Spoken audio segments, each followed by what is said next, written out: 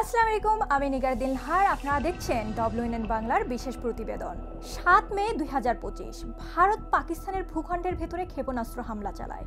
এটি একটি বিনা প্ররোচনায় অগ্রাসনের কাজ। পাকিস্তান দ্রুত এবং দৃঢ়তার সাথে প্রতিক্রিয়া জানায়। ৫টি ভারতীয় বিমান গুলি করে ভূপাতিত করা হয় এবং একটি গুরুত্বপূর্ণ ভারতীয় ব্রিগেড সদর দপ্তরে পাল্টা আক্রমণে ধ্বংস হয়ে যায়। পাকিস্তান এটিকে যুদ্ধের শুরু বলে অভিহিত করে এবং পুরো বিশ্ব তা লক্ষ্য করছে। The guardian and the Times সহ আন্তর্জাতিক গণমাধ্যম পাকিস্তানের জোরালো প্রতিক্রিয়া এবং ক্রমবর্ধমান উত্তেজনার বিষয়টি নিশ্চিত করে। ভারতের অন্যতম শীর্ষস্থানীয় সংবাদপত্র দ্য হিন্দু প্রথমে রিপোর্ট করেছিল যে অভিযানের সময় ৩টি ভারতীয় বিমান বিধ্বস্ত হয়েছে, কিন্তু পরে প্রতিবেদনটি নীরবে তা মুছে ফেলা হয়।